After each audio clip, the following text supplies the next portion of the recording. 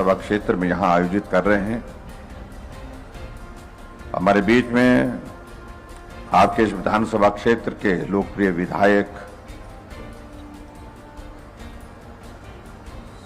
जिनका भी आपने संबोधन भी सुना, भाई जवाहर ठाकुर जी। हमारे बीच में भाई राजवली जी, दलीप ठाकुर जी। हमारे बीच में पूर्ण चंद ठाकुर जी, जो पूर्व उपाध्यक्ष हैं जिला परिषद के। डिप्टी कमिश्नर मंडी, एसपी मंडी, ब्लॉक समिति की अध्यक्षा शीला जी, स्थानीय पंचायत की प्रधान पविंद्रा जी, युवा मोर्चा के हमारे साथी ज्योति कपूर जी, पार्टी के हमारे साथी खुशहाल शर्मा जी,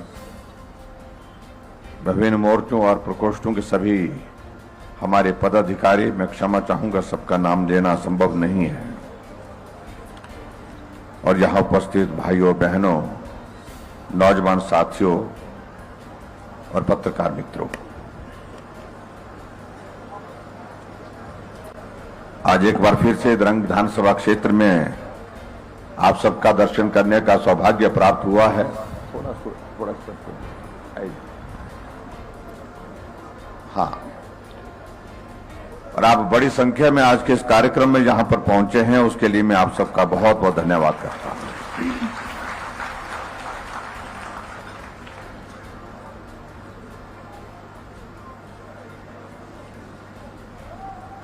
जवाहर ठाकुर जी कह रहे थे कि मैं 10 बार आ गया द्रंग विधानसभा क्षेत्र में, और उसमें भी 5 सालों में से 2 साल तो हमारे कोरोना के उस दौर में गुजरे। इस कारण से उस वक्त नहीं आ पाए। अगर वो दौर नहीं होता तो शायद इससे भी ज्यादा हमारे दौरे यहां पर द्रंग विधानसभा क्षेत्र में होते हैं।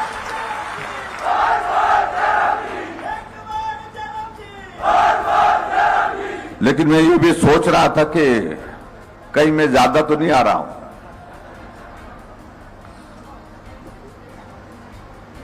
जहां अपनापन होता है, जहां एक रिश्ता होता है, वहां बार बार आने का मन करता है।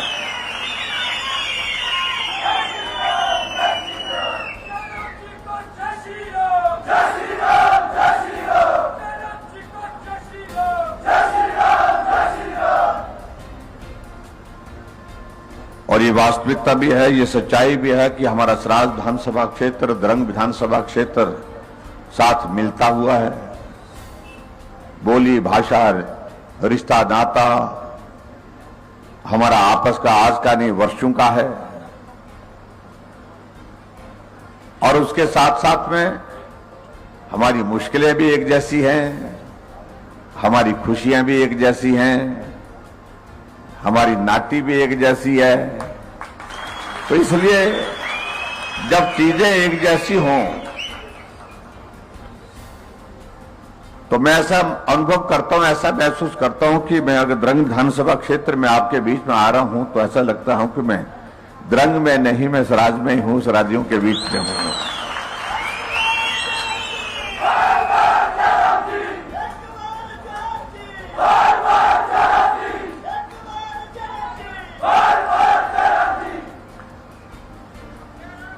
और हमारा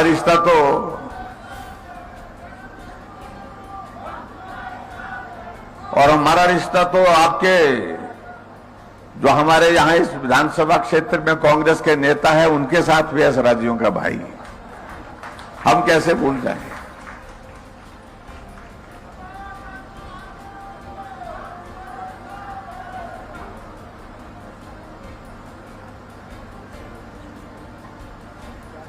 इन दिनों में हम हिमाचल प्रदेश में जा रहे हैं, लोगों के बीच में। और जैसा कि आप सबके बीच में यह कहा गया है कि हिमाचल प्रदेश के गठन के 75 वर्ष पूर्ण हुए हैं। जहां हिमाचल के हमारे नेतृत्व का समय समय पर जिन्होंने हमारा नेतृत्व किया इस प्रदेश का, जहां उनका हम धन्यवादी हैं उनके। और इसलिए आपने यहां पर देखा होगा कि हमसे पहले यहां पर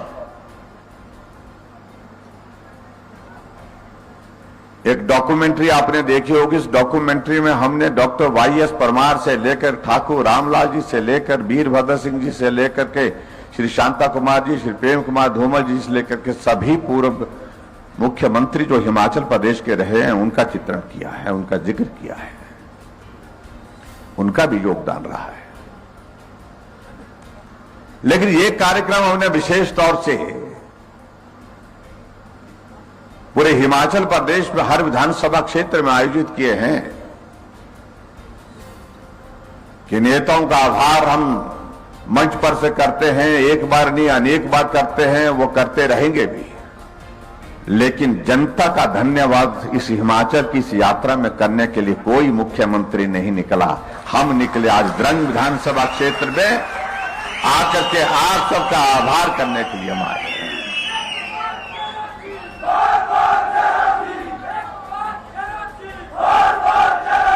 ये हम ही नहीं है जो प्रदेश को आगे बढ़ाने में अपना काम कर रहे हैं,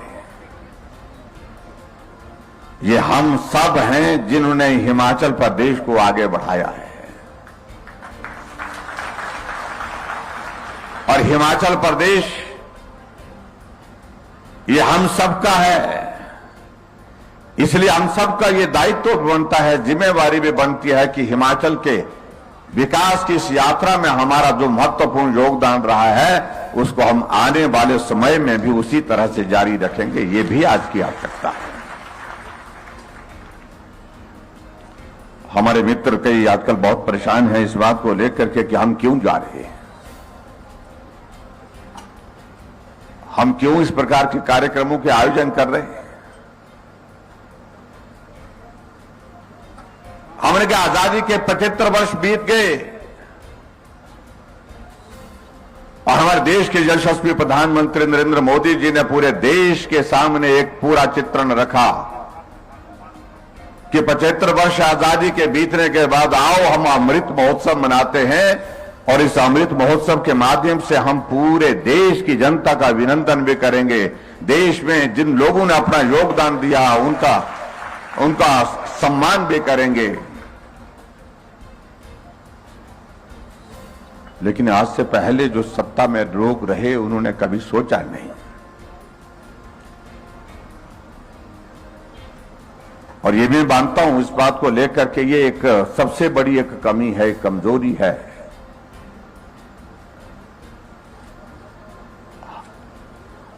कि जो बड़े हो जाते हैं वो सोचते हैं कि इस प्रदेश को आगे बढ़ाने का हमारा ही योगदान है। कभी इस बात को लेकर के उनने समय नहीं निकाला, फुर्सत नहीं निकाली कि इस प्रदेश को बढ़ाने के लिए, आगे बढ़ाने में एक मजदूर का भी मजदूरी करते हुए योगदान है, एक किसान का भी योगदान है, एक बागवान का भी योगदान है, एक कर्मचारी का भी योगदान है, एक महिला का भी है, एक पुरुष का भी है, एक बुजुर्ग का भी है, एक बच्चे का भी है। इसलिए मैंने कहा जो काम सबसे छूट गया इस काम को हम करेंगे। इसलिए हमने कहा कि हम पूरे हिमाचल प्रदेश में जाएंगे और हिमाचल प्रदेश में जाकर के हिमाचल की जनता का अभिनंदन करेंगे, धन्यवाद करेंगे। आज द्रंग विधानसभा क्षेत्र में आप सबका भी आभार करने के लिए, आप सबका धन्यवाद करने के लिए यहां पर हम आए हैं।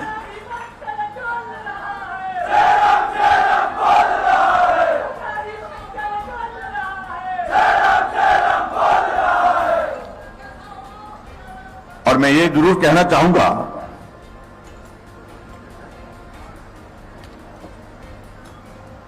कि हिमाचल आगे बढ़ा है और हर क्षेत्र में आगे बढ़ा है। आप कल्पना करिए जब हिमाचल प्रदेश का गठन हुआ था उस वक्त हिमाचल प्रदेश में मात्र 4 जिले हैं। कितने लोगों को यह जानकारी है मुझे मालूम नहीं। एक चंबा का जिला था, एक सिरमौर का जिला था, एक महासू का जिला था, एक मंडी जिला था। और उस वक्त हिमाचल प्रदेश की पॉपुलेशन लगभग 11 लाख के लगभग थी और आज हिमाचल प्रदेश की पॉपुलेशन जो है वो 70 लाख से पार हो चुकी है। जब हिमाचल बना तो उस वक्त साक्षरता दर 4.8% थी हिमाचल प्रदेश की, यानी कि 100 आदमी में से 4 आदमी पढ़े हुए होते थे, बाकी 96 आदमी अनपढ़ होते थे। और माताओं बहनों में तो और भी कम था, 100 में से 2 महिलाएं, यानी कि महिलाओं का साक्षरता दर मात्र 2% था उस वक्त। और आज हमें इस बात की खुशी है कि आज हिमाचल प्रदेश पूरे देश में साक्षरता दर में अगर सबसे आगे नहीं है तो केरल इसके बराबर खड़ा है आज पूरे देश भर में।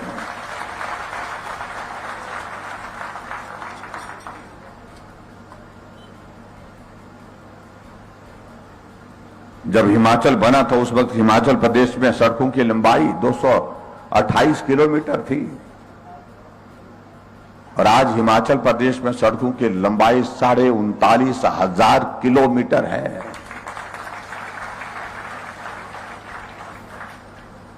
जब हिमाचल बना था उस वक्त हिमाचल प्रदेश में नदियों पर पुल नहीं होते थे, बहुत कम होते थे, जहां पुल होते थे बहुत कम होते थे, झूले से जाते थे। मैं चंबा में जाकर के कार्यक्रम में मैं देख रहा था, घास के रस्सियां बना करके उसका पुल बनाया गया और उससे नदी को पार किया जा रहा है। ये दौर था। हाँ जी, हाँ, वो घास होता था, अलग तरह का घास होता।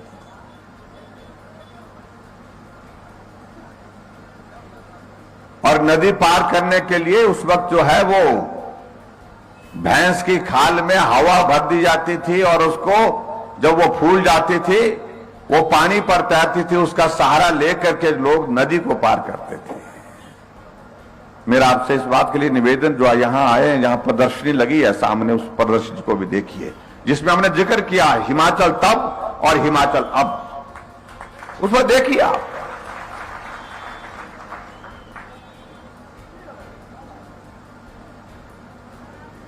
एक दौर था जब हम स्कूल में पढ़ते थे, कई किलोमीटर पैदल जाना होता था, आना होता था। आज घर से कुछ कदम दूरी पर स्कूल है। लेकिन जब इन बातों का हम जिक्र करते हैं तो हमारे विपक्ष के साथी वो कहते हैं कि तो हमने ही किया है। हाँ, आपने भी किया है, लेकिन आपने ही नहीं किया है, हमने भी किया है और सबसे ज्यादा लोगों ने किया है।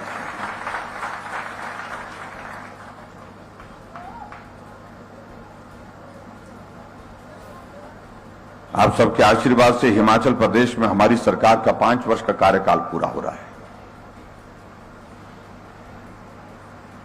और हमारे जो मित्र हैं उनको सबसे ज्यादा परेशानी इसी बात को लेकर के है कि सरकार का कार्यकाल पूरा हो रहा है, फिर भी लोग हजारों की संख्या में आ रहे हैं। क्योंकि जब चुनाव का दौर आता तो लोग नहीं आते हैं। लोग आते हैं तो जोश नहीं होता है, जुनून नहीं होता है। लेकिन आज हम इस बात को देख रहे हैं, लोग जोश के साथ आ रहे हैं और जोश के साथ जा रहे हैं।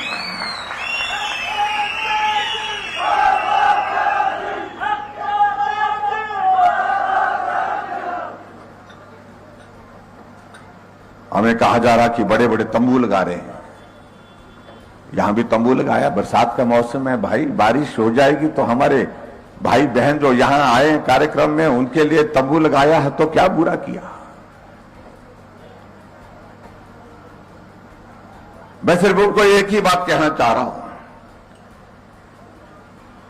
तुम भी तो सरकार में रहे हैं, और जब आप सरकार में रहे हैं तो आपके जमाने में भी तो सरकारी कार्यक्रम तो होते ही थे।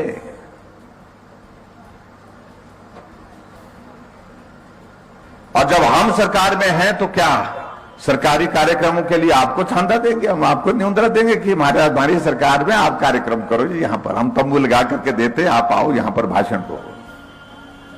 हमारी सरकार है तो हम करेंगे। क्यों करेंगे? हिमाचल प्रदेश की जनता का अभिनंदन करना, धन्यवाद करना, हिमाचल प्रदेश के विकास के लिए बात कहना, ये हमारी सरकार का मैंडेट है, ये हमारा अधिकार है। अगर आज भी मैं इस विधानसभा क्षेत्र में आपके बीच में यहां पर आया हूं, हमने कोई शिलान्यास नहीं किया, हमने 13 योजनाओं के यहां पर उद्घाटन किए और 61 करोड़ रुपए 64 करोड़ के लगभग जो है उद्घाटन और शिलान्यास आज के इस कार्यक्रम में।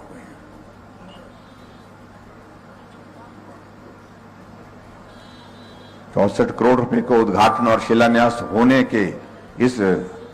के बावजूद क्या हम कार्यक्रम में आकर के यहां लोगों से ना मिले?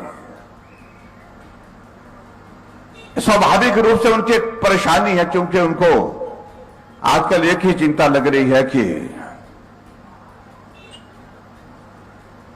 वक्त बहुत कठिन हो गया आने वाले समय में उनके लिए।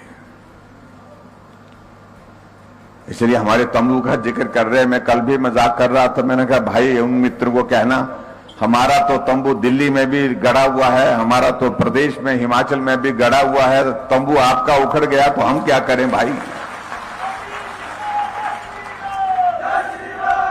इनका तो पूरे देश में उखड़ गया और उसमें कोई दोषी नहीं है अपने कारनामों से। कई बार बहुत विचित्र लगता है, बहुत दया भी आती है इस पार्टी पर। सच कह रहा हूं कि जिंदगी में मुझे लगता है कि सबसे खराब दौर कांग्रेस पार्टी का आजकल चल रहा है।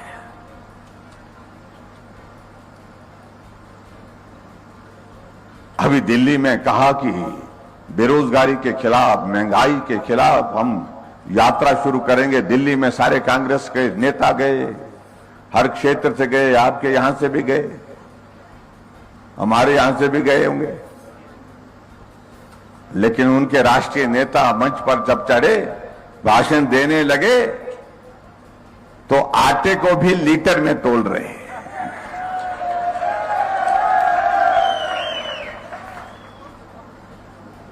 धन्य हो, मैंने कहा भाई।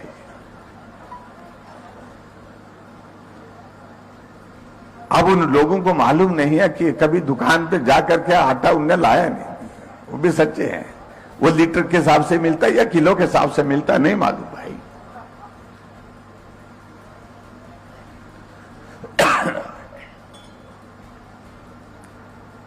लेकिन जहां तक हमारी पार्टी की बात, हमारे लिए सौभाग्य है आज हमारे देश के लिए सबसे मजबूत नेतृत्व नरेंद्र भाई मोदी जैसा नेतृत्व हमको मिला है,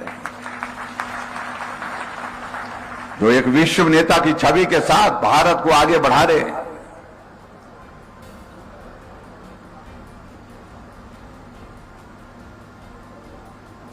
और लोग उनको सुनते नहीं, लोग उनको सुनने के बाद उनकी बात को मानते हैं। जब उनने कोविड के इस दौर में कहा कि लॉकडाउन लगाना है, तो लोग एक नहीं निकला बाहर। लॉकडाउन कहा है तो लॉकडाउन होना चाहिए, सब घर के अंदर बैठे।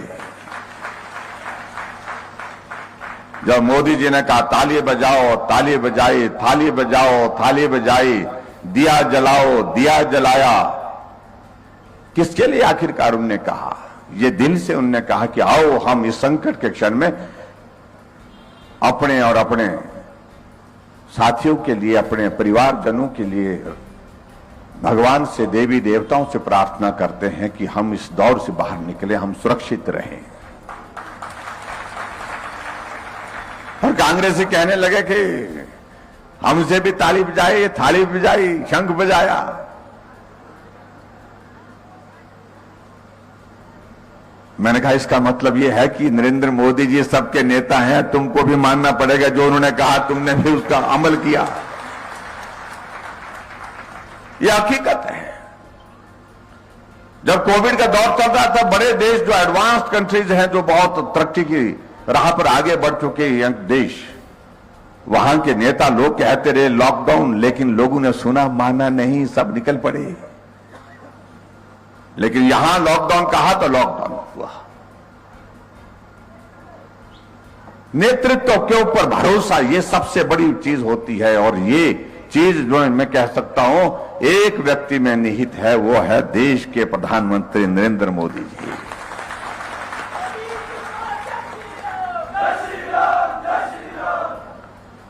पांच वर्ष का कार्यकाल आप सबके सहयोग से हमने पूरा पूरा करने के हम करीब हैं। आप सबका सहयोग मिला, हर कदम पर मिला, उसके लिए मैं आप सबका आभार व्यक्त करता हूं। और मैं इस बात को हमेशा कहता हूं कि कहने के लिए तो 5 वर्ष, लेकिन यह सामान्य परिस्थितियों का दौर नहीं था जहां हमको काम करने का अवसर प्राप्त हुआ।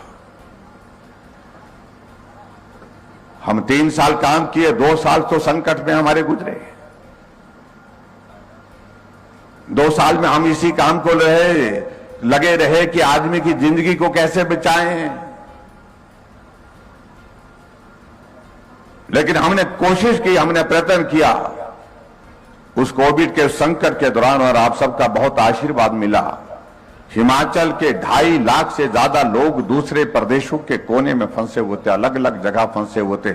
हमने एक एक हिमाचली को घर तक पहुंचाने में मदद की। 2.5 लाख लोग लाए।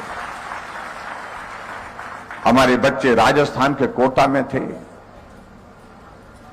1 महीने का लॉकडाउन के दौरान बच्चे बेहाल हो गए। घर के अंदर, कमरे के अंदर बैठ करके ब्रेड, सूखे ब्रेड और फल थोड़ा बहुत मिलता था कहीं से, उसको खा करके गुजारा कर रहे थे। बच्चों ने कहा कि हम घर जाना चाहते हैं।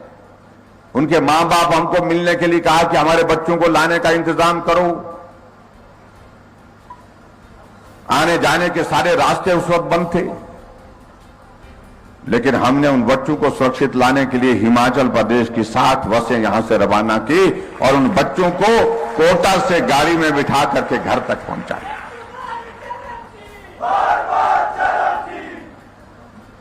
गोवा में 5,000 हमारे नौजवान होटल रेस्टोरेंट में काम करने के लिए गए थे, वहां संकट में फंस गए।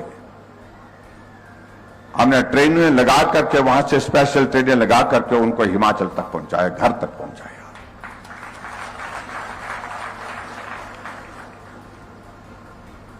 लेकिन उसके साथ साथ में हमने इस बात को भी किया कि हिमाचल प्रदेश में हमारा काम नहीं रुकना चाहिए, विकास नहीं रुकना चाहिए।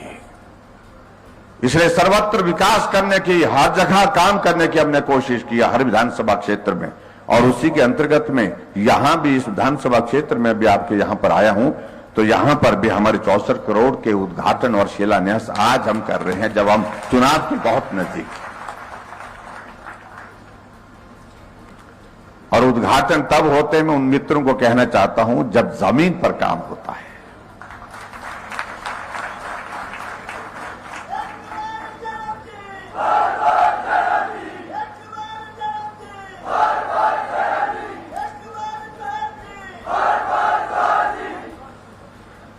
और यहां हिमाचल प्रदेश में मैं इतना जरूर कहना चाहता हूं, आजकल हमने एक बात कही जिससे हमारे मित्रों को बहुत परेशानी हो रही है। क्योंकि कई बार मैं इस बात को देखता हूं कि बहुत ज्यादा प्रचार कर रहे थे वो लोग कि बस हम आ रहे हैं। 5 प्रदेशों में चुनाव हो रहे थे, 5 प्रदेशों का चुनाव नहीं आया था। हमने कहा कि रुको तो सही, अभी आने का वक्त, जाने का वक्त होगा, क्या होगा मालूम नहीं ना। हम बोल रहे आ रहे बस। और परिणाम निकला, 4 में से भाजपा के जो 4 राज्य, चारों में भाजपा की सरकार बनी, 1 में कांग्रेस थी पंजाब में, वो भी वहां से चलती बनी।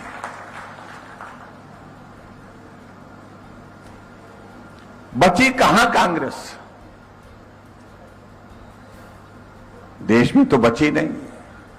उत्तर प्रदेश में 400 से ज्यादा सीटों पर चुनाव होता है, विधानसभा की 2 सीटें आई है। 367 सीटों पर जमानत जब्त हुई है।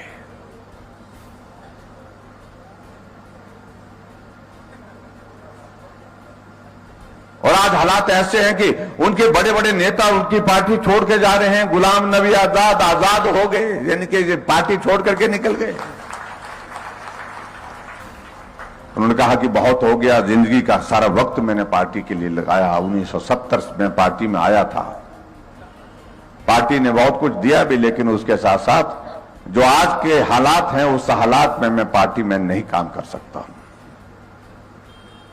एक परिवार और दफ्तर के चाटुका, दफ्तर के पीए जो है वो पार्टी को चला रहे हैं। कांग्रेस पार्टी जो लंबे समय तक सत्ता में रही,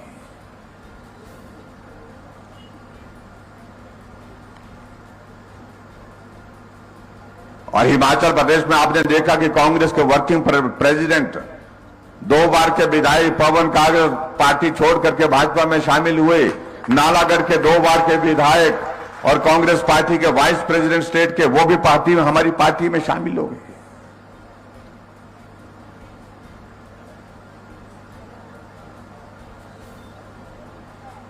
और उन्होंने इस बात को स्वीकार किया कि नहीं रही उम्मीद अब, और बेवजह हम चलते रहे जहां भविष्य नहीं है, ना देश का है, ना समाज का है, ना अपना है, तो उस रास्ते को छोड़ देना चाहिए, ये उन लोगों ने कहा है। लेकिन फिर भी हमारे कुछ लोग लगे हुए हैं, उनके बारे में मुझे कुछ नहीं कहना है, मैं सिर्फ इतना कहना चाहता हूं कि इन 5 वर्ष के कार्यकाल में हिमाचल प्रदेश में हमने काम करने की कोशिश की है। हमने गरीब के करीब रह करके काम किया है। यहां मुझे अभी एक फोटो दिया गया, यहां पर प्रधान जी ने दिया, तो उसमें कहा गया गरीब के करीब कोई है तो हम हैं।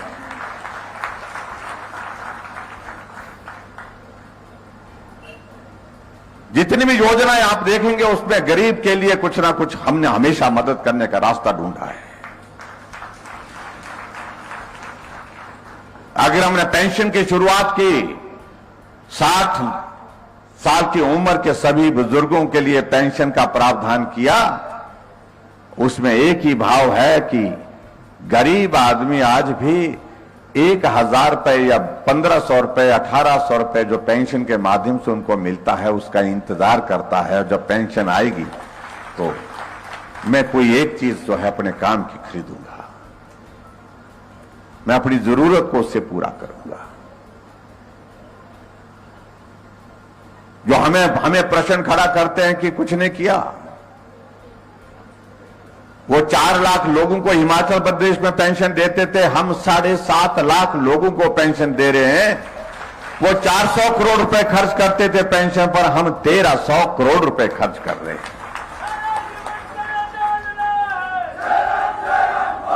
भाव उसमें एक ही, गरीब की भावनाओं का सम्मान करना है। उस गरीब के लिए वो 1000 रुपए, वो 1500 रुपए, वो 1800 रुपए भी बहुत मायने रखता है।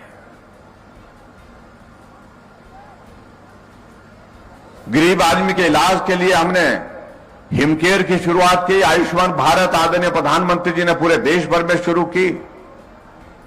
जो लंबे समय तक सत्ता में रहे उनको यह ख्याल नहीं आया कि गरीब आदमी बीमार हो जाएगा, उसका इलाज कैसा होगा, उसके लिए इंतजाम किया। आज गरीब आदमी बीमार होता है, पैसा अगर जेब में नहीं है तो हिमकेयर का कार्ड जेब में डाल करके वो हॉस्पिटल जाकर के ट्रीटमेंट करने के लिए जाता है। 3,20,000 से ज्यादा गरीब लोगों का इलाज करके मुफ्त में इलाज करके हम उनको स्वस्थ करके घर ले जाए।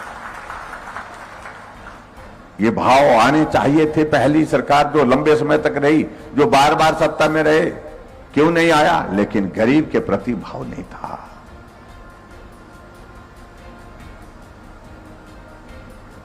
हर घर में गैस का चूल्हा पहुंचाने के लिए क्यों नहीं पहले काम हुआ? ये गैस कुछ लोगों के घर में क्यों होनी चाहिए, सबके घर में क्यों नहीं होना चाहिए? ये प्रश्न हमने खड़ा किया। ये प्रश्न पहले क्यों नहीं खड़ा हुआ? इसलिए नहीं क्योंकि उन्हें जरूरत महसूस नहीं हुई। उनके अपने घर में गैस का चूल्हा था, उन्हें इस सारी चीज की जरूरत महसूस नहीं थी कि गरीब आदमी को भी इसकी जरूरत होगी। आज हिमाचल में एक भी घर नहीं छोड़ा जहां हमने गैस का चूल्हा नहीं दिया। गृहिणी सुविधा योजना के अंतर्गत 3,35,000 गैस के चूल्हे हमने घर घर में बांटे हैं। 1,37,000 उज्ज्वला योजना जो प्रधानमंत्री जी ने शुरू किए थे उसके अंतर्गत बांटे। लंबे समय तक सरकारें रही, बड़े बड़े नेता रहे, लेकिन कभी यह ख्याल नहीं आया। कोई आदमी लाचार हो जाए, बीमार हो जाए, उसके लिए उसकी मदद करने के कोई रास्ता नहीं था। हमने सारा योजना शुरू की। जो बिस्तर पर पड़ा है लेकिन जिंदा है, चल नहीं सकता, अपना काम नहीं कर सकता है, हमने कहा हम उसके लिए सहारा बन करके मदद करेंगे। हमने उस योजना का नाम भी सहारा रखा। ऐसे लोगों के लिए हर व्यक्ति जो 20,000 लोग ऐसे हैं हिमाचल प्रदेश में जो बिस्तर पर हैं, लेकिन उठ नहीं सकते हैं, अपना काम खुद नहीं कर सकते हैं, बीमारी ऐसी लग गई। उन 20,000 लोगों को हम हर महीने 3,000 रुपए उनके खाते में डाल करके मदद कर रहे हैं।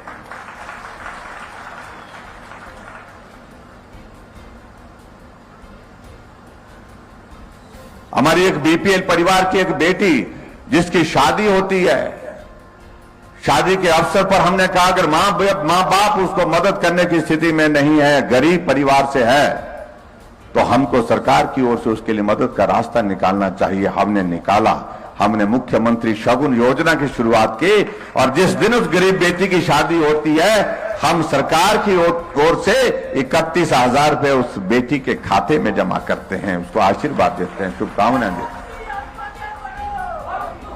इसलिए हम कह रहे हैं गरीब के करीब हमारी सरकार है। मैं उदाहरण दे रहा था, मैं बैजनाथ गया था कुछ दिन पहले, कार्यक्रम रखा था। उस कार्यक्रम में जब वहां पर हम थे तो वहां पर जो शगुन योजना की जो बेटियां हैं उनके साथ हमारा संवाद था, बातचीत थी। एक बेटी मंच पर आई और उस बेटी की शादी हुई थी, मैंने उसको शुभकामनाएं दी, बधाई थी, और उसके पश्चात मेरी इच्छा हुई जानने की उस बेटी से कि भी जो 31,000 रुपए शगुन योजना का आपको मिला था, उसका आपने क्या किया, खर्च किया, खाते में अपने डाला या अपने पति के खाते में डाला, क्या किया?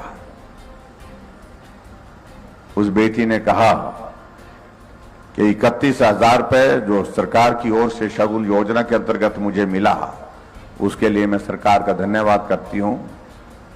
और जहां तक आप पूछ रहे हैं मुझसे कि भाई वो पैसा कहां डाला, क्या किया उस पैसे का, वो पैसा मैंने अपने खाते में से निकाला और निकाल करके मैंने अपने पिताजी के हाथ में दे दिया। सब लोग इस बात को सुन करके हैरान भी थे। हमने भी पूछा उनसे, हमने बेटे वो शगुन तो हमने आपको दिया था। बेटी ने कहा कि हाँ मुझे मालूम है, मुझे दिया था, लेकिन मेरे पिताजी बहुत गरीब हैं, मजदूरी करते हैं, और पिताजी की भावना थी कि जब बेटी की शादी हो तो रिश्तेदार भी आए और हमारे गांव के लोग भी आए, और गांव के लोग और रिश्तेदार जो है बेटी को आशीर्वाद देकर के विदा करें। और ऐसे में उनके लिए जो भोजन का इंतजाम करना था, जो व्यवस्था करनी थी, उसके लिए पैसे नहीं थी, तो कुछ रिश्तेदारों से उधार पैसे लिए। मुझे मालूम पड़ा कि पिताजी ने उधार लिया।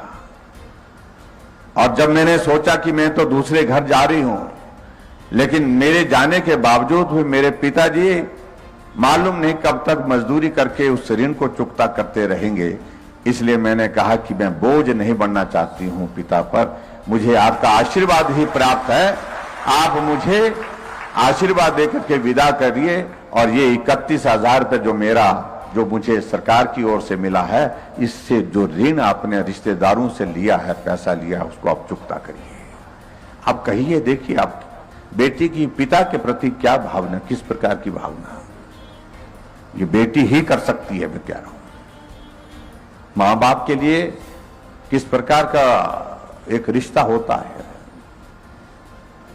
पूरा पंडाल उस बात को सुनकर के भावुक हो गया। पिताजी साथ खड़े थे। तो ऐसी परिस्थिति में आपको तो हमने ऐसे लोगों की मदद की है, गरीब लोगों की मदद की है, जो बच्चे पढ़ाई में अच्छे हैं उनको पढ़ाई में मदद की है, जो महिलाएं हमारी सेल्फ हेल्प ग्रुप में काम कर रही हैं उनके लिए हमने 40,000 रुपए का रिवॉल्विंग फंड का इंतजाम किया है।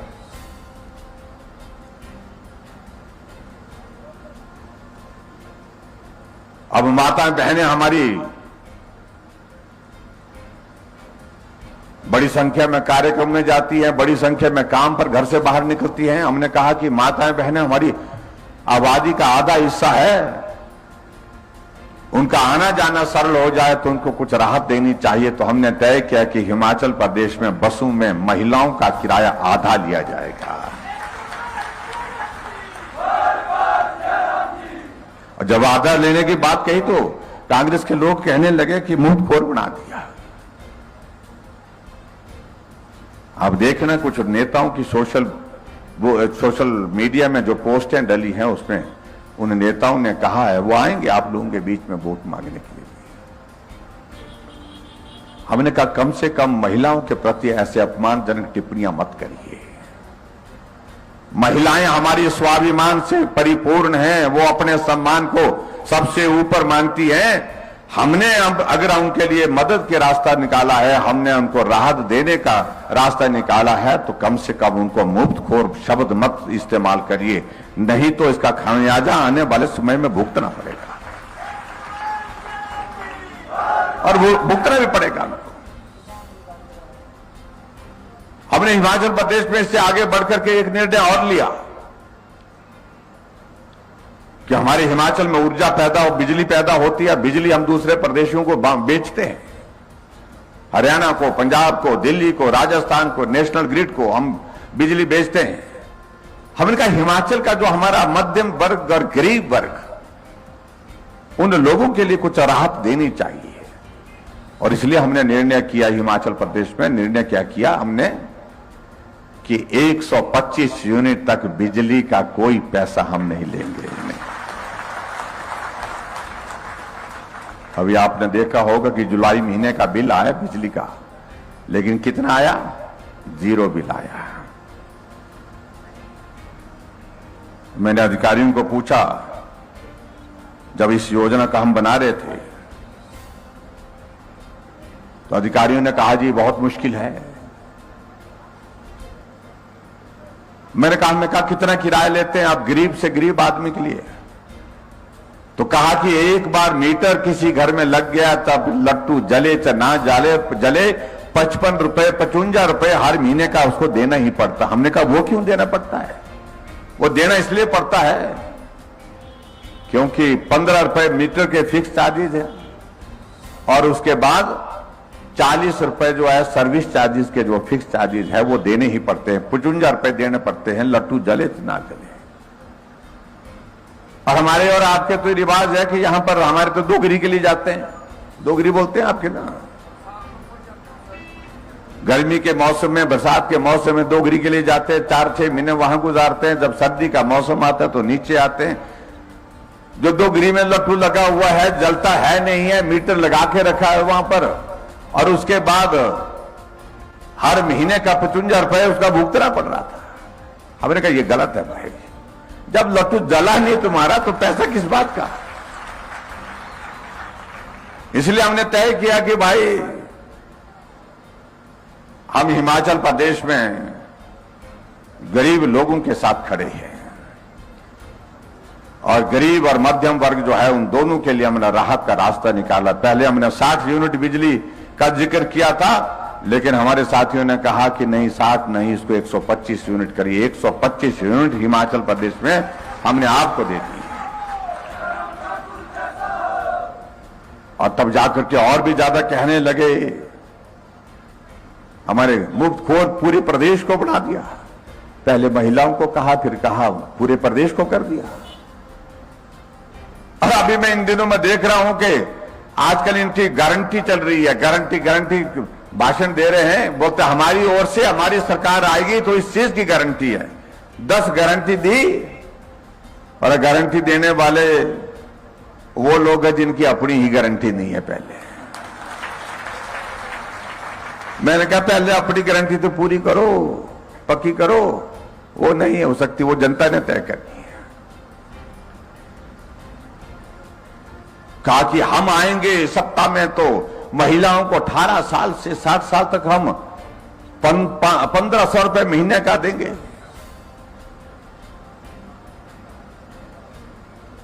हम आएंगे तो हम 300 यूनिट बिजली का मुफ्त में देंगे। हमें कहते थे कि मुफ्तखोर बना दिया, और हमने तो 125 यूनिट दिए जो व्यवहारिक रूप से किया जा सकता था, वो 300 यूनिट की बात कह रहे हैं।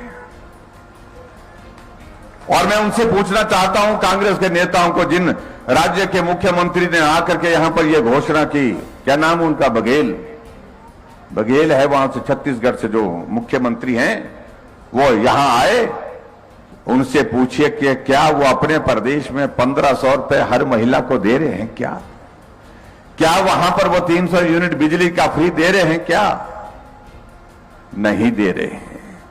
जब वहां नहीं दे रहे हैं तो यहां देने की बात कहां से कर रहे हो? भाई और बहनों, ये गुमराह करने की सारी बातें हैं, इन सारी बातों से हमको बाज आना है। मैं आप सबसे यहां निवेदन करने के लिए विशेष तौर से आपके बीच में हूं कि पूरे देश भर में रिवाज बदल गया भाई। हमने हर जगह कहा इस बात को, और हम इस रिवाज की बात आज नहीं कर रहे, हम पहले दिन से हमने रिवाज की बात कही है। जब हिमाचल में सरकार में आए तो पहले दिन से हमने रिवाज की बात का जिक्र किया है, और जिक्र ऐसे किया है जब हिमाचल प्रदेश में सरकार बनती थी, बदलती थी, तो पूर्व सरकार के खिलाफ कार्रवाई करने के आदेश करते थे, पूर्व सरकार की योजनाओं को रद्द कर देते थे, पूर्व सरकार की योजनाओं को रोक लगा देते थे। बदले की भावना से एक इस हिमाचल देवभूमि में एक काम करने का एक रिवाज बन गया था, तो हमने रिवाज वहीं बदला। हमने कहा ये रिवाज अच्छा नहीं है, हिमाचल देवभूमि है, हमको सबको मिलकर के आगे बढ़ना है। बदले की भावना से हम काम नहीं करेंगे, तो हमने रिवाज बदलने की शुरुआत वहीं से की है। हम आज थोड़ी कह रहे हैं।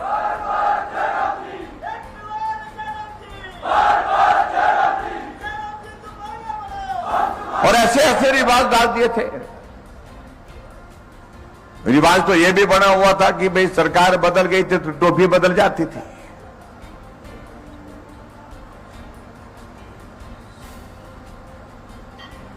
हरे रंग की टोपी उसकी है, लाल रंग की उसकी है, ऐसा ही होता था। और हमने तो यहां तक देखा कि जो टोपी हमारा हिमाचल की शान है, पहचान है, जब उनके रंग के मुताबिक टोपी नहीं दी गई तो टोपी ही फेंक दी मंच पर से। आपके इस विधानसभा क्षेत्र के नेता उस वक्त हिमाचल प्रदेश सरकार में मंत्री थे, और शिमला के पीटर हॉल के हॉल में कार्यक्रम हो रहा था। हमारे केंद्रीय मंत्री स्वास्थ्य मंत्री जगत प्रकाश नड्डा जी भी उस दिन वहां पर थे, और भी मंत्री केंद्र के थे, और गलती से उनने जो है लाल टोपी जो वीरभद्र सिंह को दे दी और उन्होंने उसको डैश से फेंक दिया। ये टोपी सबकी है, हरी भी अपनी है, लाल भी अपनी है, ये हिमाचल की टोपी है। इसलिए हमने रिवाज बदलने की बात उसी दिन कही है कि रिवाज बंद होना चाहिए। टोपी सिर में पहनी जाती है, और जो सिर में जो चीज पहनी जाती है उसको अपमानित नहीं करते हैं, उसको सम्मानित करते हैं। इसलिए ये टोपी हिमाचल की है, हरी भी अपनी है और लाल भी अपनी है, कुल्लू की भी अपनी है। हर जगह की जो टोपी हिमाचल की वो अपनी टोपी है। लेकिन जब आजकल हमें रिवाज बदलने की बात कह रहे हैं तो और ज्यादा परेशान हो रहे हैं हमारे साथी। नहीं बोलते रिवाज नहीं बदलना। हमने कि क्यों नहीं बदलना, जब पूरे देश भर में थारे बोले भी होना है।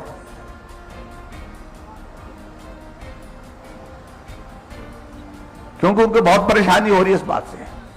अरे रिवाज बदल गया। उत्तर प्रदेश में 37 वर्षों से एक पार्टी 5 वर्ष से राज करती नहीं थी, 5 वर्ष के बाद सरकार बदल जाते थे, और अब की बार रिवाज बदला। योगी जी थे, योगी जी फिर आगे, रिवाज बदला ना।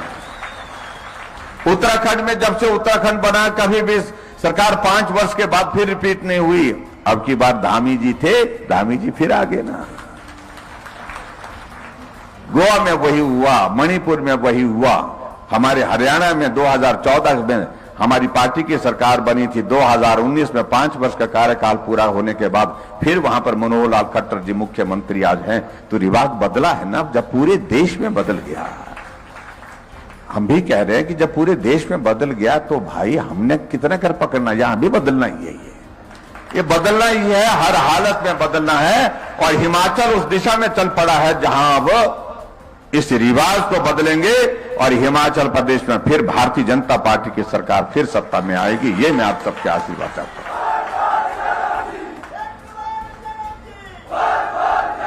और उसके लिए जरूरी क्या है? उसके लिए जरूरी ये है कि हमारे देश के यशस्वी प्रधानमंत्री नरेंद्र भाई मोदी जी जो हिमाचल के लिए मदद कर रहे हैं, हमेशा मदद करते हैं। अभी जैसे ये कह रहे थे कि मुख्यमंत्री 10 बार आगे, इसलिए आए क्योंकि आपके साथ हमारे एक रिश्ता है। बुलाए तो भी आए, नहीं आए, नहीं बुलाए तो भी आ जाता हूं। और यही कारण है कि हिमाचल के साथ नरेंद्र मोदी जी के एक रिश्ता है।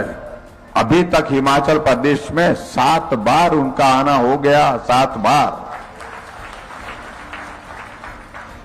और हिमाचल प्रदेश में उनका चुनाव से पहले, चुनाव की घोषणा होने से पहले उनका आना भी 10 बार हो जाएगा, क्योंकि 3 कार्यक्रम और निर्धारित हो गए।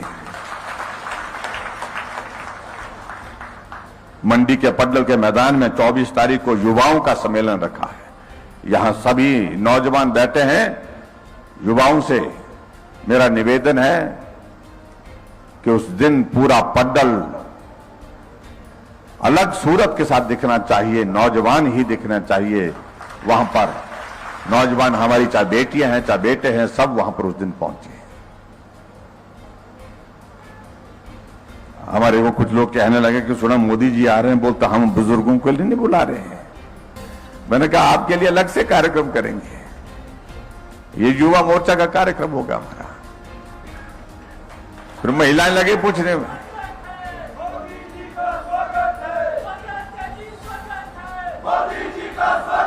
महिलाएं पूछने लगे कि वो हमको नहीं है चंदा, बोलते। मैं कहा आपको भी चंदा है, ऐसा नहीं है, चंदा आपको भी है, लेकिन एक स्पेसिफिक एक प्रोग्राम किया है हमने।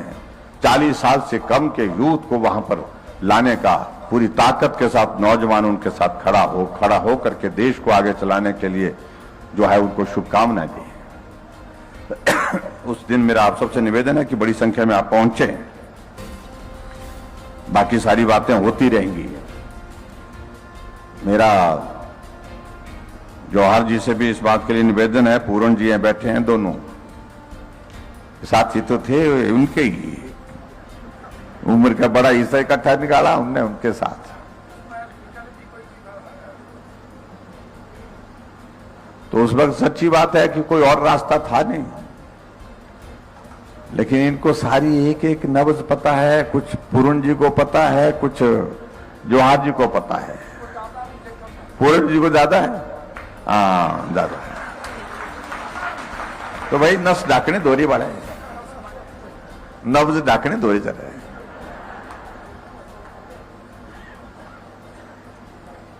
और आप दोनों ने नब्ज पकड़ ली है, ये भी मैं मानता हूं। नब्ज तो तभी तो हुआ ये सारा, तो आगे भी दोरी ढाकनी तो।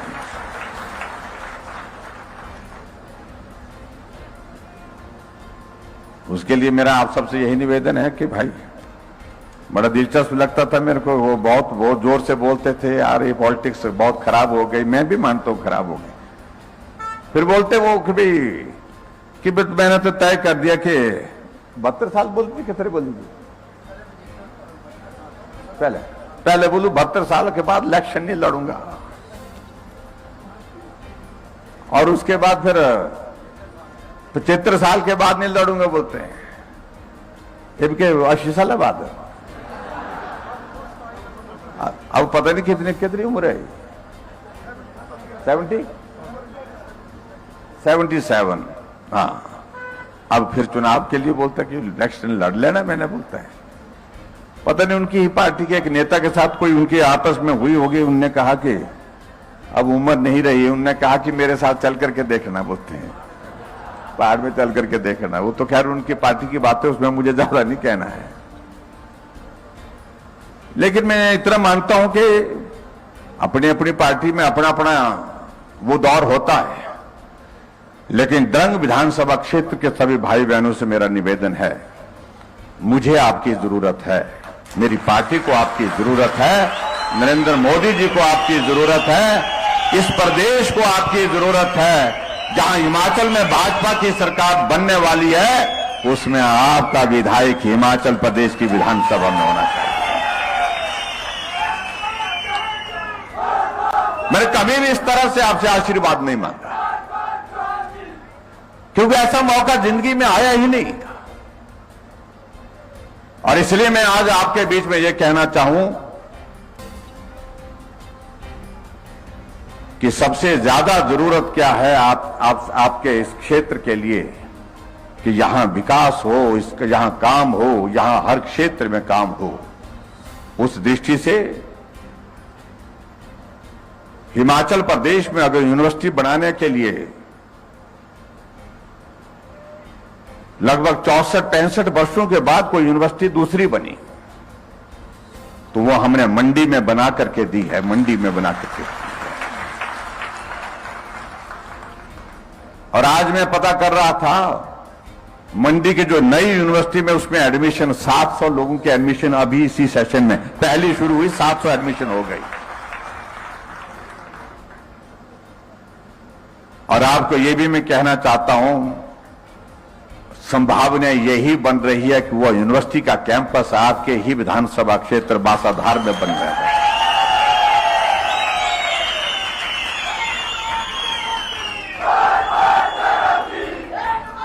जहां पूरे हिमाचल प्रदेश का, हिमाचल के अलावा पूरे देश भर से बच्चे आएंगे। ये द्रंग बालू ने पता नहीं क्या कब कब ये भाग्य में भी पता नहीं आपकी लिख रखी है, IIT आई सो भी द्रंग, और दूसरी यूनिवर्सिटी आई वो भी द्रंग की तरफ जा रही है। लेकिन इस यूनिवर्सिटी में सबसे बड़ी बात मैं ये जरूर कहना चाहता हूं, इस यूनिवर्सिटी के बनने के पश्चात जब ये पूरा कैंपस बन जाएगा तो कैंपस की स्ट्रेंथ जो है वो 6,000-7,000 के करीब होगी। उस वक्त देख लेना, मैं बता दूं 6,000 बच्चे जहां जिस कैंपस में होंगे, आप समझ लीजिए कि उसकी इकोनॉमिक एक्टिविटी, आर्थिक गतिविधियों का कितना इंपैक्ट होगा, आप अंदाजा लगा सकते हैं इस बात को लेकर के। नौजवानों को रोजगार मिलेगा, बच्चों को घर से रोटी खा करके यूनिवर्सिटी में पढ़ने का अवसर मिलेगा। आपके द्रंग विधानसभा क्षेत्र के लोग, मंडी के, और बेटियों को विशेष तौर से जो बेटियां किसी वजह से नहीं जा पाती हैं, परिवार की परिस्थिति ऐसी नहीं है, सामाजिक परिस्थिति ऐसी नहीं है जिसके कारण शिमला यूनिवर्सिटी में पढ़ने के लिए जा सके, वो यहां इस मंडी यूनिवर्सिटी में पढ़ेंगी और अपना भविष्य आगे आने वाले समय में संवारेंगे। इससे ज्यादा मैं समझता हूं और कोई चीज हो नहीं सकती है,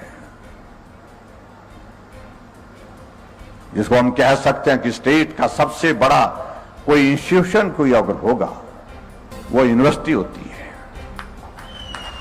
वो इंस्टीट्यूशन आपके यहां पर मिल रहा है, तो ये आपके लिए बहुत गर्व की बात है। इस बात को मैं जरूर कहना चाहता हूं। और आने वाले समय में हमारा जो एक लक्ष्य है, जिसको हम बरोट के इलाके के लिए, जो हमारे आईडीबी के जो हमारा एडीबी का जो प्रोजेक्ट आया है 2100 करोड़ रुपए का, उसका फर्स्ट फेज और सेकंड फेज में हम ये प्रावधान कर रहे हैं। चाहे वो जटिंगरी के लिए तो हमने पहले भी कर दिया टूरिज्म में प्रावधान, लेकिन अब उसको आगे जोड़ रहे हैं। बरोट में भी बहुत बढ़िया टूरिज्म का कैंपस बनाने के लिए हम वहां पर भी इन्वेस्टमेंट कर रहे हैं उस माध्यम से, और उसकी भी हमने डिटेल प्रोजेक्ट बनाने की, डीपीआर बनाने के लिए आदेश कर दिए हैं।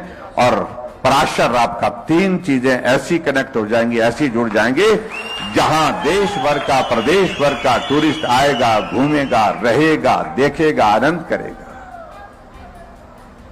ये 2 चीजें आपको बताऊं, मुझे लगता है कि इन 2 चीजों से आपके इस विधानसभा क्षेत्र की हम कायाकल्प कर सकते हैं। वहां जहां तक सड़कों की बात कही, और सड़कों के मामले में तो मैं ये कहना चाहता हूं कि द्रंग विधानसभा क्षेत्र में जितनी सड़कें पहले बनी उससे कम नहीं, उससे ज्यादा सड़कें हमने इस कार्यकाल में बना करके,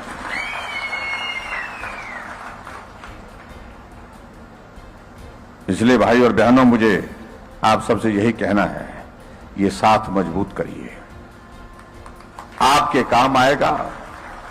और आपके काम जो है ये बहुत लंबे समय तक आएगा, इसलिए मैं जरूर कहना चाहता हूं, जब अवसर प्राप्त हुआ है। यहां जो आरजी ने कुछ बातों का जिक्र किया है, उन सारी चीजों को लेकर के मैं बहुत लंबी बात नहीं कहना चाह रहा हूं। जहां तक स्कूलों की बात कही गई है, क्योंकि अब हमारे बहुत जल्दी जो है वो कोड ऑफ कंडक्ट लगने वाले भी हैं, तो एक जगह उन्होंने कहा कि साइंस की क्लास ग्रहण में लगाने के लिए, शुरू करने के लिए साइंस की क्लासेस वहां पर शुरू कर देंगे। और दूसरी बात है कि गवर्नमेंट मिडिल स्कूल खील और फुटाकल है, ये 2 स्कूलों को अपग्रेड करने की बात कही है। इन दोनों स्कूलों को अपग्रेड करेंगे, नॉर्म्स में आने चाहिए, ये जरूरी है। और गवर्नमेंट हाई स्कूल बनाने के लिए भी उन्होंने 2-3 नाम दिए हैं, चाहे वो बावली है, स्यून है, इनको बनाने के लिए उन्होंने बात कही है। और उसके बाद 2 स्कूल और उन्होंने सीनियर सेकेंडरी स्कूल के लिए भी कहे हैं, हाई स्कूल से सीनियर सेकेंडरी स्कूल, गरलोग और गवर्नमेंट हाई स्कूल सनवाड़, ये 2 स्कूल। तो इनकी सारी फिजिबिलिटी होनी चाहिए। ये मैं जरूर कहना चाहता हूं कि इसकी पॉपुलेशन और सारी डिस्टेंस के हिसाब से वो पैरामीटर्स के पूरे होने चाहिए, इनको भी करेंगे। और इसके साथ साथ में एक चीज और जो बात कही, जो कौन सा बस धरनी बस हाँ, यही काम करते हैं, ये हटते नहीं ना। हाँ, एक यहां पर उन्होंने बताया है कि यहां पर एक पशु औषधालय खोलने की बात कही है ग्राम पंचायत धमचान में, है ना, धमचान के ग्रामीण में, एक बह में, 2 मंगे, बस पर धरनी बैठाओ। ये वो हटते नहीं, उठते रहते हैं और हमारे लिए परेशानी करते हैं ये, लेकिन अब आपके लिए करते हैं परेशानी, आपके लिए लड़ते हैं। दोनों जगह ये वेटनरी डिस्पेंसरी की जो बात कही गई है, तो इसके लिए मैं यहां पर कहता हूं कि इसको जरूर करेंगे। एचआरटीसी की 2 बसों के लिए कहा है, वो सारी चीज के लिए जोगिंद्रनगर से मैं बात करूंगा, इस सारी बात को लेकर के 2 बसें, मुद्रिका बसें जो है चौहार घाटी के लिए वहां से लगाई जाए। और एक और कहा कि सीनियर सेकेंडरी स्कूल कोफरी के लिए खेल मैदान के लिए कुछ पैसे चाहिए, तो उसके लिए मैं अच्छा पता नहीं डब्बे बच रही कि नहीं बची, देखना पड़ना मेरे को, डब्बे मुक्के ना कर करना। तो उसके लिए ये जो कुफरी के लिए उन्होंने कहा कि खेल मैदान के लिए जो है वो 10 लाख रुपए देने की भी यहां पर घोषणा करता हूं। और एक और चीज जो लास्ट में इन्होंने कही है कि जो पद्धर में सब जज कोर्ट खोलने की बात कही है, इसको भी मैं स्वीकार करता हूं, इसको भी बनाएंगे ताकि आप लोगों को एक बहुत बड़ी सुविधा आपके इस इलाके में हो जाए। और यहां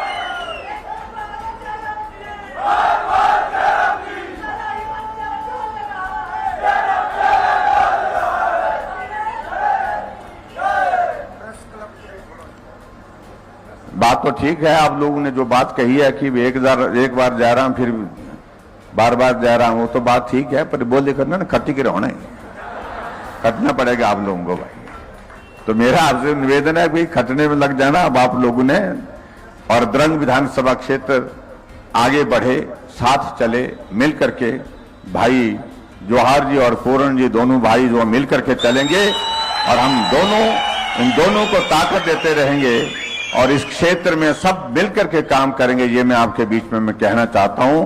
और उसके साथ साथ में जो प्रेस क्लब वालों ने एक प्रस्ताव हमारे पास दिया है, उसको मैंने रखा है, और उसकी जमीन वगैरह का इंतजाम आप करिए और पैसे का इंतजाम जो भी जितना भी उसका एस्टिमेशन वगैरह बनेगा उसके मुताबिक हम करेंगे। इतनी बात कहते हुए आप सबका बहुत बहुत धन्यवाद।